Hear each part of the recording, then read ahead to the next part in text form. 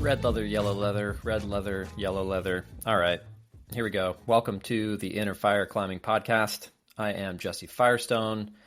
Today is the July 2025 Ask Me Anything episode. I can't believe that it's the end of July. That is absolutely criminal, although I confess I'm ready to be moving on through the heat. Went sport climbing this morning and gave up after 2 pitches of climbing because it was miserable, to be honest. The overnight low was 72, I think. And I haven't been that hot while sport climbing since I was in Thailand 13 years ago. So not the best conditions. And seemed like the right thing to do to give up and climb on my board a little bit, lift some weights instead, because it's that kind of season. So, could be worse.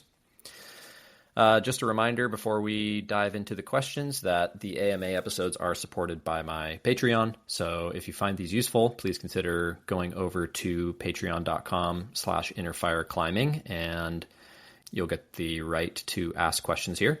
And you'll also get some other bonuses. There's a bunch of videos on there, kind of a backlog. I know I've been threatening to put out some extra videos.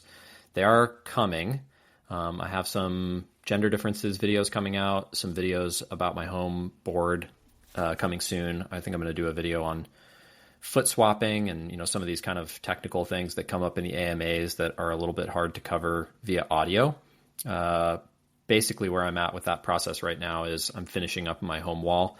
And so time that I have to dedicate to that sort of thing is just going to construction, which I'm shockingly bad at. I'm not a carpenter for what it's worth. So thankfully there's ChatGPT and I'm real careful with the power tools so I don't Tommy Caldwell myself. Other quick update before we get started on the merch. So many of you saw the merch design that I put out a little while ago. And basically what's been happening is I'm not quite happy with the colors and the printing. And so I keep ordering samples. And then every time I want to get a new sample, I have to wait for it to be printed and shipped to me. And then I have to think about it for a little while. So it's just become a very laborious process, but I am really, really excited about the design. And I am full steam ahead trying to get it out to you guys. Just, last time I did merch, it was, well, let's just say I did it for fun at a loss. And I'd like this one to be a little bit less of a loss, especially because I'm really excited about the design and I think people are excited about it. So all that to say, first dibs on merch over at Patreon. And with that, let's jump into the questions. Okay, first question. Stephanie asks, if you want to boulder and sport climb, can you condition and train for both at the same time? Or is it better to focus on one and then switch to the other later? So good question. Pretty common question. My normal answer to this is you can probably get 80 or 90 or even more percent of the same outcomes in one discipline or the other without specializing in them. As far as the strength demands and the conditioning demands, I don't think they're as different as people think until you're really operating at your limit. So let's say for fun, you boulder, V10 is the hardest you've ever bouldered and 13B is the hardest you've ever sport climbed. It seems plausible to me that you could climb like V9 and 13A really consistently, and those things would actually empower each other because doing some occasional sport climbing is going to give you this like flow and consistency and rock sense, and doing some occasional bouldering is going to keep you really snappy and powerful. And those things really have a positive feedback loop between each other. But if you want to climb V10 or you want to push it to V11 or you want to climb 13B or push it to 13C, you're probably going to need to focus more. I'm maybe less cynical than some other coaches about long-term improvement while not focusing. I think you can stay pretty diversified and still tick things up a little bit over time. But if you have a project you're really psyched about and it's going to require a limit break, that last few percent probably requires focusing on one or the other. And for me, the main reasons that you need to focus are still not super strength or conditioning dependent. It's more like life and logistics and partners and rhythm. Partners are really, really important for sport climbing. Bouldering, if you want to go try your project, it's pretty easy to just figure it out. With sport climbing, you really need consistent partners. Scrubbing around for partners is a pain in the ass if you're trying to get on your project consistently.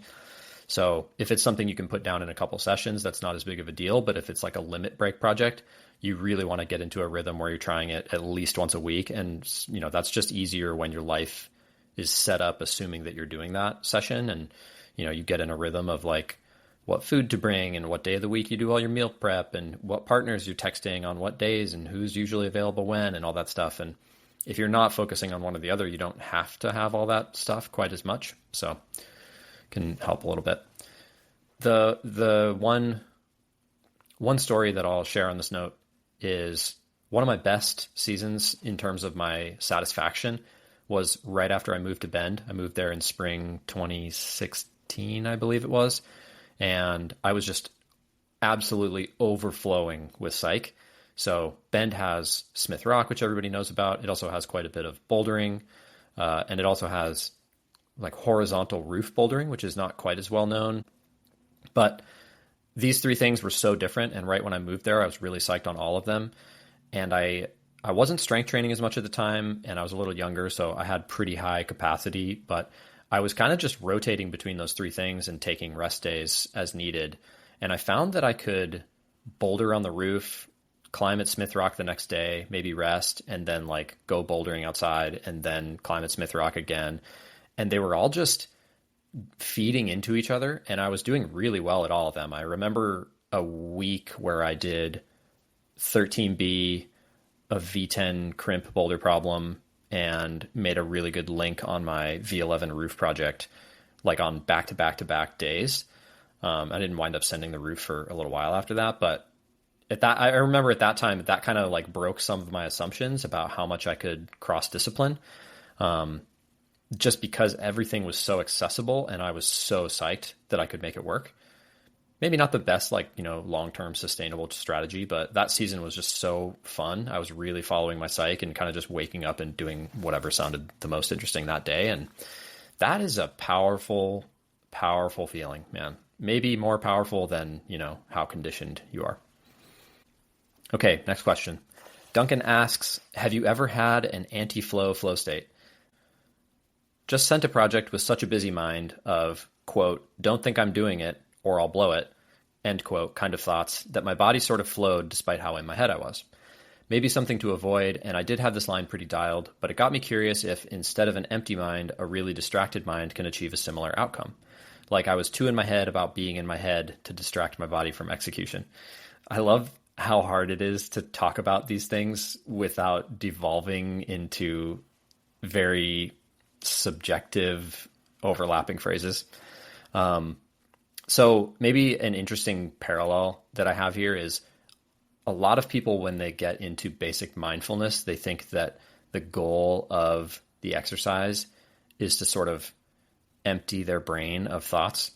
And once you get good at basic mindfulness, and get good is I even question whether that's the right phrase to use, but once you've practiced for long enough, let's say, it shouldn't matter that much whether you're in a quiet room or you're outside on the patio and birds are chirping or you're next door to a construction site. And actually, I've had really successful meditation practice experiences where I'm surrounded by distraction. Like one of my favorite things to do is if I'm feeling anxious about a doctor's appointment or something like that, and I'm in the waiting room, I will often practice mindfulness while I wait for my appointment. I don't know if that makes me sound like a psychopath, but those distracted, loud environments, I find a lot of value in trying to sit with my breath and be calm in them. Not because I'm trying to blank my mind, but because there's something centering about knowing that you're being constantly distracted versus if you have no stimuli at all the distractions are coming from inside. And I think that can be more challenging sometimes. So there's my metaphysical answer. But I think the climbing answer is just if you know the route well enough or you have enough climbing experience to tap into, you don't need perfection. Your body knows what to do. And this is my soapbox with how specific people get with the things they focus on with moves. I just think people can let their bodies do more of the heavy lifting when it comes to both executing single moves and also executing sequences. A lot of the reason that I'm such a big proponent of the visualization and the rehearsal in your mind is so that when you get on the wall, you don't need to be doing anything explicit. You don't need to be controlling your muscles. Because if you're really up there, like pulling the levers and turning the wheel and stuff, I think your climbing just gets really clunky and awkward. And I think it's way more efficient to sort of just defer all that fine control to your body. And your job is almost to just prime it with the right information and get the hell out of the way. And I'm saying that from a position of having a lot of experience, with climbing technique. And so my body is very good at doing that. And so if you haven't had that experience, it might not seem as practical to take that advice, but just trust me that the longer you practice, the easier it's going to get. And if you are very conscious and very deliberate with your actions all the time, and you're not trying to let your body do it ever, it's going to be harder to come around to that eventuality.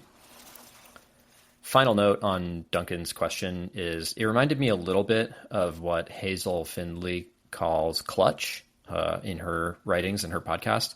And clutch is like the opposite of flow, where you are making conscious decisions and you're not climbing perfectly and everything is not going as well as you had hoped. Maybe you like grabbed a hold and cut your finger and now you're bleeding and you've got blood in your chalk bag and you're trying to wipe it on your shorts, and then you realize that you grabbed the hold wrong and you have to down climb a move and you're screaming on all the moves and you're just not nailing it, but you still are in some sort of zone and you're still trying to do it. You're still making upward progress. They call that clutch over at Hazel's company. And I think it's a really good distinction. And I've had super valuable climbing experiences with both clutch and flow. So I think it's really useful to kind of be able to think about those two things in a non-judgmental way. So yeah, the anti-flow flow state, it's a real thing. All right, next question is from Jantina. She asks, assuming a climber has climbing shoes that are an appropriate size and in good condition, how much does a specific brand and model actually matter? What features of a climbing shoe make the biggest difference? I imagine the answer will vary depending on experience, i.e. beginner versus intermediate versus elite, and depending on terrain, i.e. juggy gym climbing versus outdoor slab climbing.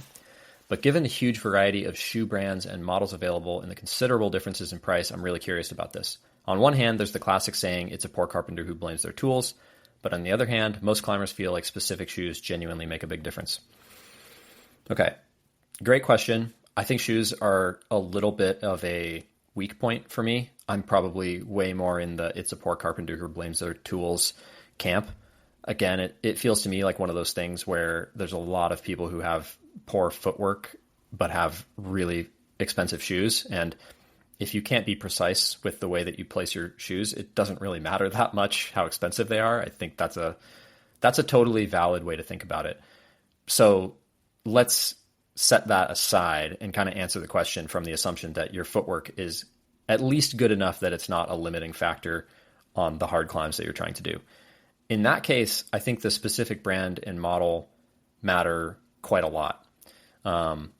The reason that I think they matter is because of comfort and preference and fit and just kind of a secret sauce of like whether that shoe or brand is right for you. I definitely get attached to certain models of shoes and even certain rubber. I have tried La Sportiva and Scarpa so many times, and I just feel like even when they break in, their shoes just don't stick to stuff as well as the brands that I prefer. And other people don't feel the same way that I feel. I loved 510 before they were purchased by Adidas, and I love Unparalleled now because they have a very similar rubber formula to what 510 used to have and very similar shoe fit. And so I just kind of stick with that brand because they fit my feet really well, and I love the way the rubber feels. And even right there, it's like you kind of get a strong placebo effect where I'm going to enjoy climbing in those shoes because I think that I do well in them and I think they fit me well. And that's powerful enough that I don't really need even a whole lot of other justification. The model is maybe a bigger question. And I think my best piece of advice there is to practice climbing in many different kinds of shoes and then build a quiver. So as an example, I'm not as good at climbing in stiff shoes. I really like to have sensitivity and to have quick feedback from my feet about what they're standing on and how the foothold feels. I'm very reliant on that tactile sensation. So I still like to climb in stiff shoes because your feet get way less tired. You can transfer a lot more force from your heel through the edge if the shoe is stiff across the midsole. So I basically think of my shoe quiver as being like almost like stats in a video game where I'm like, I can trade out how fast my foot fatigues for a lot of like confidence or vice versa. So if I'm maybe practicing a route, I might know that my working burns are going to be really long, and I might wear like slightly stiffer lace-up versions of a shoe. And then as I get closer and closer to red pointing and I'm up there for 4 minutes instead of 12 minutes, I might be wearing the Velcro ones just because I can move a tiny bit faster in the Velcro version than I can in the lace-up version. It's just a small example. But the most important takeaway is to build a quiver, understand how to climb in like different levels of aggression, different levels of stiffness. And then once you have that quiver, it's just a question of how many shoes you're willing to carry to the crag and knowing what the benefits are of each one and like when to pull one out. I guess I didn't explicitly answer the features question. So features of a climbing shoe that make a big difference would be how downturned the toe is, how aggressive the shoe is as a whole. So that's like how much curve the bottom of the shoe is going to have to it, which is going to help you dig into small holds on a steep wall, but it's going to be much less comfortable on a vert wall. Whether the shoe basically has like a stiff toe and a stiff heel or is stiff across the entire shoe.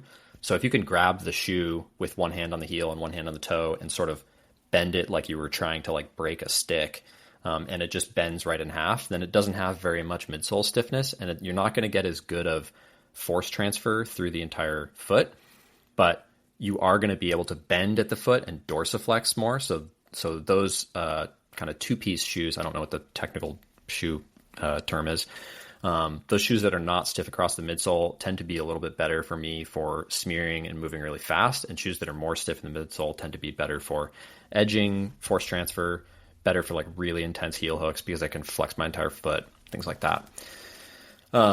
It's just a crazy world, climbing shoes. There's so much that goes into them. Maybe this is the last thing I'll say on this question, but probably in my first couple years of climbing, I had tried a bunch of different brands. I think at the time I was mostly climbing in 510 Black Wings or 510 Arrowheads. This is probably like 10 to 12 years ago. Maybe longer, maybe 12 to 15 years ago. And at some point I had blown out my main shoes and I had a pair of the Verdes, the 510 Verdes, Anasazi Verdes, which were like my trad climbing and like all day shoes that I used for multi-pitching at Smith and stuff. And I think they were size 10 or even size 10 and a half. So like my street shoe size, and my normal climbing shoe is usually 9.5. So they were a half size or a size up from my normal climbing shoe. And at the time, 510 had like some kind of delay in their product delivery. So it was going to be like 2 months before I got new shoes. And I was like, all right, I'll climb in these Verdes. That'll suck. I probably won't be able to climb very hard. And I went to the gym and I pretty much climbed exactly the same in the gym as I had been climbing in the stiffer, more downsized shoes. And then I went outside and I could tell a difference. I could tell that it was a little bit of a deficit when the wall was steep, but I still climbed pretty dang well on like my bouldering projects and stuff in these like flat lace up blown out trad shoes. And yeah, that had a profound impact on me. I was like, okay, I'm still going to have the downturned aggressive shoes and I'm going to default to those, but I'm going to remind myself from now on really the same thing about the poor carpenter. If I could climb, at that time, if I could climb pretty much my limit grades in Verdes, there was no reason for me to stress about micromanaging, what shoes I had available. Because it really is, again, it's like a couple percentage points of performance at your limit is really what you're talking about. Okay. Next question is from Nico. Nico says, I've noticed that my fingers do tend to fail to maintain grip position while climbing, especially from half crimp to 3-finger drag. I usually stop my session there if I'm not trying to push into power loss, which sometimes is necessary outside. I do a lot of wall crawls and can always hold the positions on my projects, even if they are crimpy, which makes me think it's a capacity issue and repeaters with this index just using the fingers would be a good idea to train this. What do you typically suggest for clients who run into this in terms of frequency? I am planning on working it into my warm-up. So I followed up with Nico to clarify on this question, and he was saying usually what's happening here is he can do the moves and hold the positions in the right grip in isolation, and then when he's trying the project from the beginning, he's starting to run into issues where his grip is failing, so like on a burn. So first things I would look into would be tactics and recovery, just making sure you have adequate rest in between tries. You're not, third day on or something like that. Basically rule out the simple things that might explain why your forearm is too tired to maintain that grip. After that, I would probably look into your capacity and do some testing. So you could do aerobic and anaerobic testing of the forearm and just see how well you can maintain through those different lengths of tests. And you're going to need to be really strict about your grip. But what you would be looking for here would be some sort of obvious outlier where the range that you're testing that energy system is noticeably weaker than the other ones. So the kind of classic way to test this would be do a peak force test at 85% of that force, and then test at, I think, 60% of that force, and then test at 45% of that force, and you'll get a curve from it. And if one of them is noticeably terrible or feels terrible, that might be a good place to focus some energy. As far as frequency, since that was the initial question, I mean, it really is going to depend on where it seems like the problem is. So if it's a aerobic thing, then I would maybe train it once or twice, train the repeaters once or twice a week, just separate from your climbing sessions, because those repeater sessions tend to be kind of long. It doesn't really make sense to do them before a session or during a session. And if it's something more anaerobic, then you could even attack it on the wall. So the duration of the wall crawls and the number of wall crawls might be something to look at. If you're doing 3 reps of 30 seconds, 1 session a week, then I'm not super surprised that your fingers feel strong on the holds, but you can't, sustain that grip really far into an attempt. And then I would push the duration of your wall crawls, or even have a session dedicated each week where you're doing more total sets of wall crawls. Because that'll help you develop that capacity to stay in those grips for longer. For me, I often program 3 reps of wall crawls for people, and I'll try to get people up to 50 or 55 seconds on a 40 or 45 degree board, and then we'll start using smaller and smaller holds. Some people need a little bit more stimulus, and for me, I really enjoy just having a separate low gear session in my week, especially if I'm in a capacity building phase. So that might be something to consider. And then final note here, just to keep in mind, note for everybody that 3-finger drag and full crimp are the easiest, quote unquote, grip. 3-finger drag is very passive. It's really relying on structures in the hand, and it's relying on body positioning. It doesn't require as much muscular force. That's actually what creates risk with 3-finger drag, is that you're sort of dangling on some of those structures and just assuming that they're conditioned well enough to handle that load.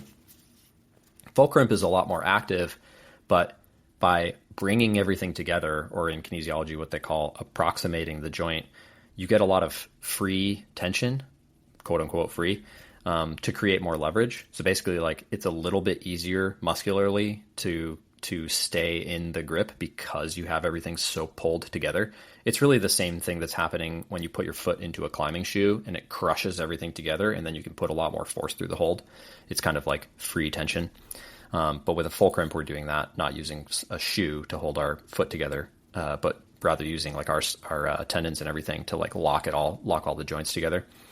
Of course, that comes at the cost of more risk because you're in that higher leverage position. And that's why a lot of beginners who don't have good conditioning for their full crimp wind up being able to get themselves into trouble and injure themselves, because they can sustain this grip and create a lot of leverage, but they can't. Basically, they're writing a check their body can't cash, really. And so those 2 grips are kind of the easiest, and half crimp is kind of the hardest. Half crimp is the one that we have to train the most because it doesn't get any of the advantages of either, but it is something that we rely on a lot in climbing. So if you see somebody who is a great climber and they're almost exclusively using 3-finger drag and full crimp, they probably need to train their fingers more. They're probably really, really good at working around the fact that they don't have as much finger strength as as they could, or they could level up if they had more, you could say. And on the counter side, if somebody is really, really good in half crimp and they're not as good in 3-finger drag or full crimp, they probably could improve their climbing just by diversifying their grips a little bit. All right. So Ting asks, how do I tell the difference between not being strong enough for a move versus just not having found the right beta yet?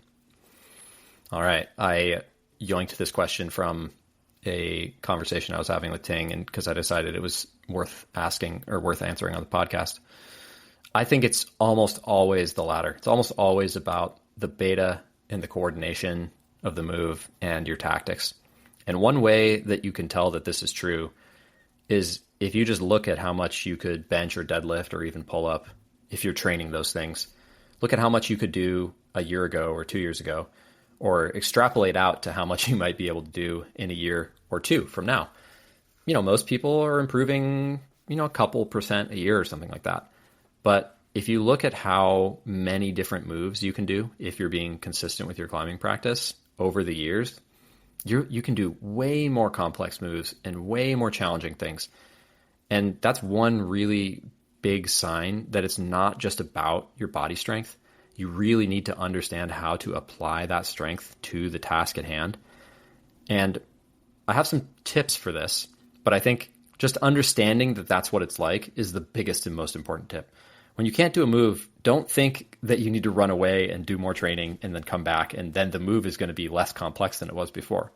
Now, if you run away and you do more training and you can't come back to that crag for another year, you may fool yourself into thinking that in that year, what happened is you got stronger. Probably what happened is in that year, you did, 150 climbing sessions, and you just became better at doing more complex climbing movement. And maybe you also got 2% stronger, right? So don't fall for that trap. That's the most important thing. When you can't do a move, just think, what am I not coordinating here? What in my body is not doing what I want it to? And my biggest piece of advice in the actual session is to just be patient with it. Sit with whatever that challenge is and just accept that you're basically trying to give your body as much time and room as you can for it to figure out what it is that it needs to do. Sometimes you can force that. You can come off the wall and say, I need to extend at my hip. And then you can do a hip extension on the ground, do it a couple times and sort of try to mime the movement and then pull back on. And sometimes that'll be enough to get you to do the move, right? Other times you have to try it 15 times and then leave the boulder and then come back to the boulder and try it 15 more times and still not do it. And sometimes you do that a bunch of times. It can be super frustrating. If it's a really tricky puzzle and really hard for you to figure out how to do it, you have to accept that it's going to take a lot of time and effort. This stuff is super complicated.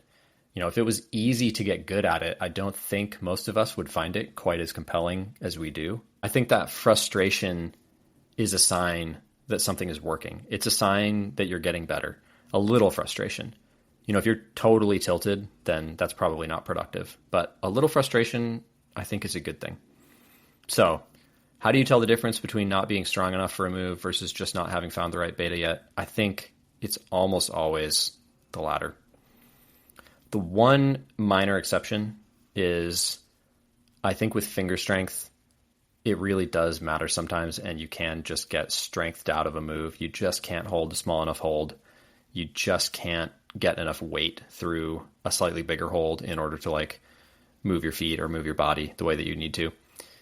But as far as all the body strength and doing things with your legs and with your hips and stuff, a lot of it really is accessible to people, and they just need to figure out how to get their body to do it. I definitely think that's a better default assumption than assuming that you need to get stronger. All right, next question. Joss asks, tips for maintaining psych on long trips and getting in enough calories when you're outside all day. All right, tips for maintaining psych. For me, I've always found it really hard to force it. I think unpsyched days are normal. And I think part of balance and being mentally healthy is accepting those days and kind of moving on. And it really sucks when those days, coincide with the best conditions or coincide with like when it's your turn to climb if you're in a partnership or a group or something. But it's still part of the game. So if you are in one of those situations where the opportunity is precious and you're just not feeling it that day, you can of course make the choice to just suck it up and try hard even though you're not super psyched. That is always an option.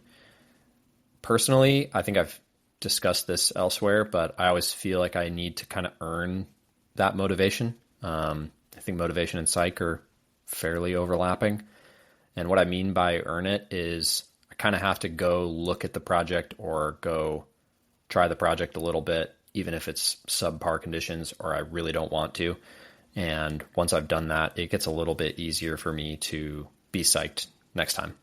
So that might be a tip, just try to do things to psych yourself up. Don't assume that the motivation is going to come to you if you're just chilling in the van or just doing whatever your friends want to do. You may need to go out there and hunt it down a little bit. That is the difference between being motivated and just deciding that this is the lifestyle for you. As far as getting in enough calories, couple things here. This is something really challenging for me because I have chronic low energy availability. So biggest and most important thing is to just try to eat normal meals and snacks. So being outside all day, a lot of the time people are like, well, I'll just bring bars and stuff and not eat meals. But I actually think it's really, really important to keep eating actual meals. So if you're living in a van or staying in an Airbnb or something, it might be a little bit harder. There's definitely been a lot of trips where I've gone and, stopped at a shop on the way to the crag and just gotten, whatever wrap or sandwich or something like that. That's definitely a good idea because then you have a normal meal for lunch at least, and maybe you're getting a really late dinner, but you can at least keep one of those meals like the same as usual.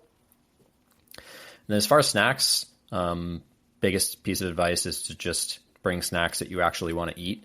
I think it's really useful to have snacks that you don't usually want to eat in your bag for those days when you just run out of other food. Because I know if I have a Kind bar in my pack, it's not going to be the first thing I reach for. But if I get really hungry and I don't have any other food left, there'll usually be a Kind bar in the bottom of my pack or a Cliff bar or something that I really don't care for.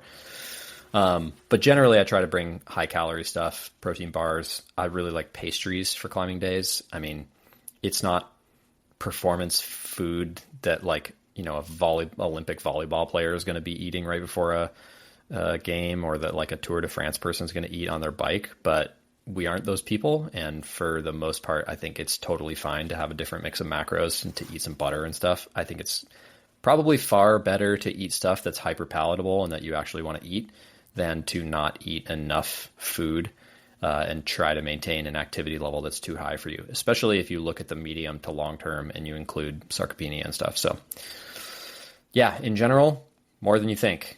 And rules of thumb for sport climbing, just eat something every burn. Every time I go up the rope, I come down and I drink some water and I eat some food. And that applies whether I'm having a 2-pitch day like I did this morning or I'm having a 8-pitch day. I'm going to eat something every time I come down from a pitch. And at least, once during the day, if I'm out for a good chunk of the day, that's going to be a normal meal. Sometimes I'll spread a meal over 2 attempts. So like I'll have some chicken and rice and then I'll rest a bit and go up a rope again. And then I'll come down and finish my chicken and rice the next one.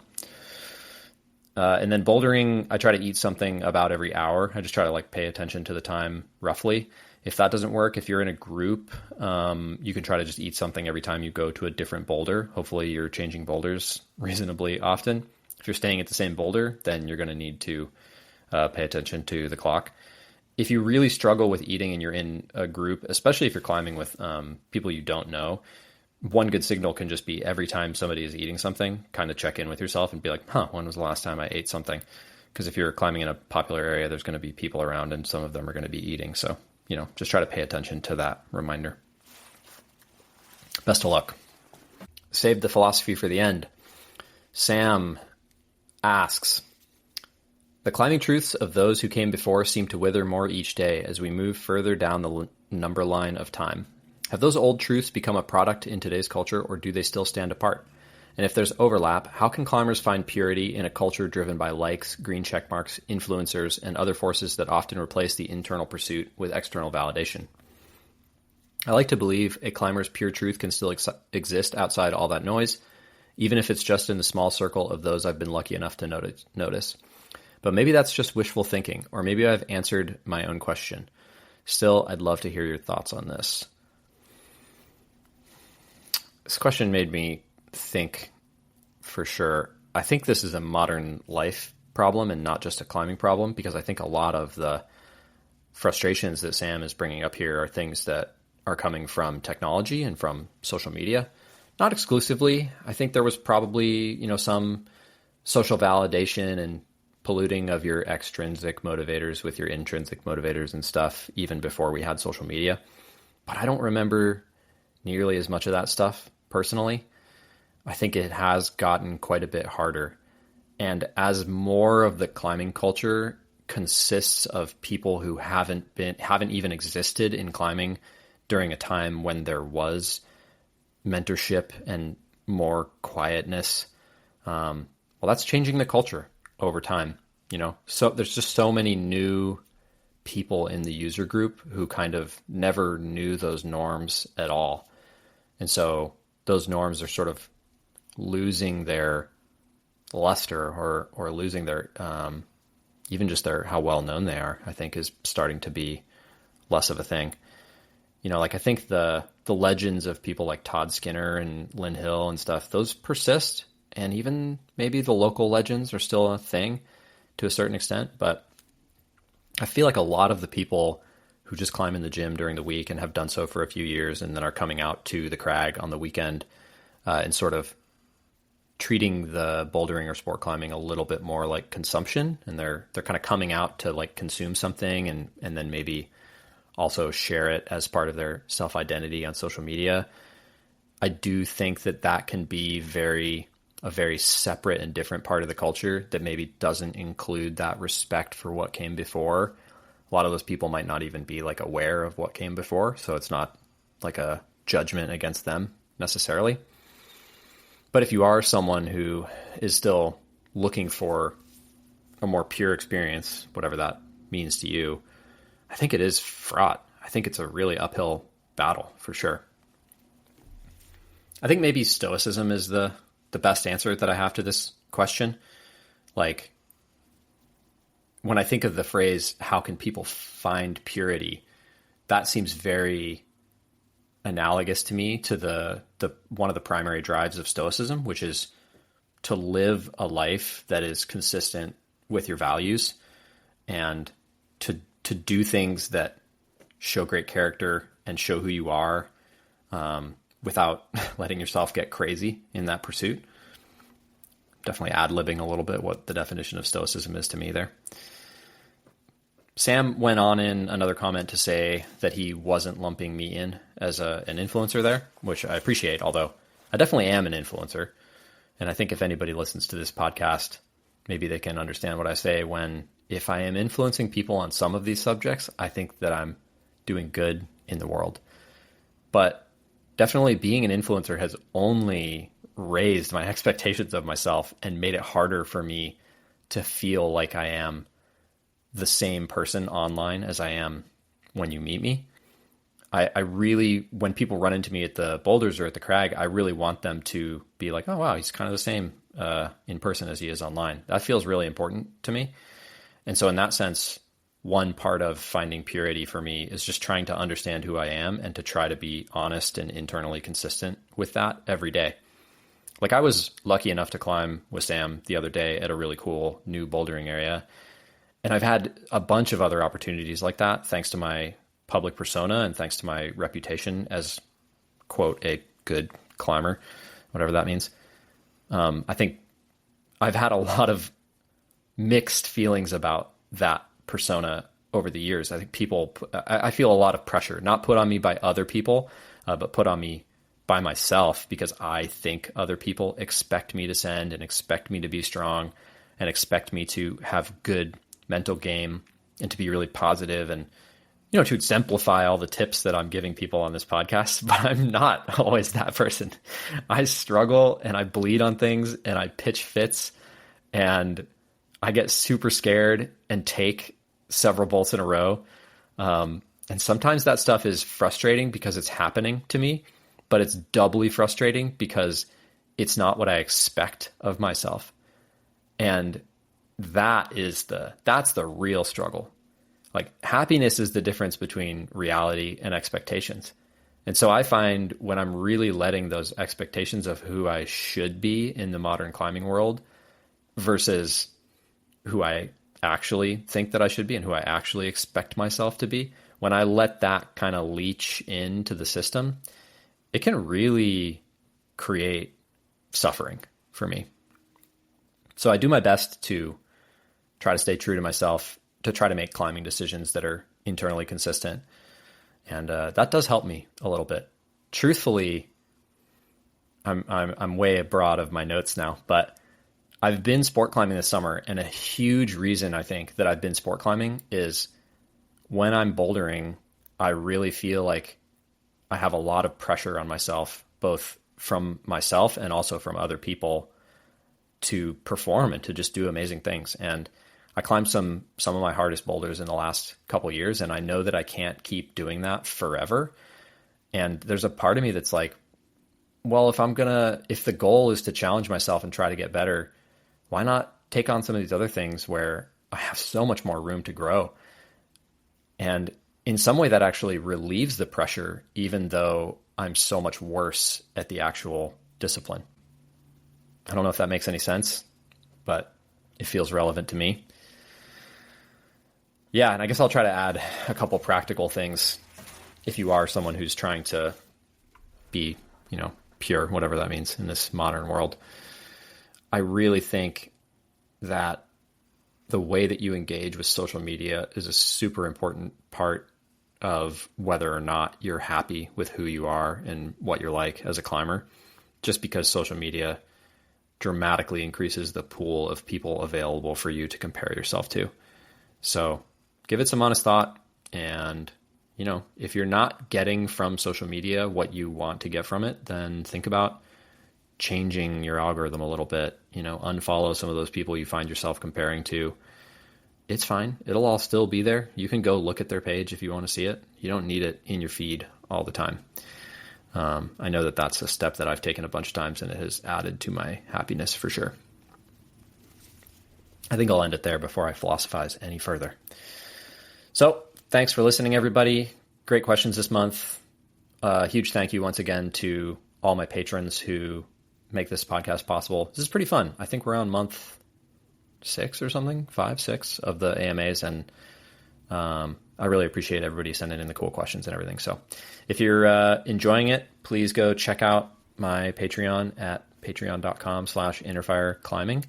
And I will see you all in a few weeks. Until then, onward and upward. Bye, y'all.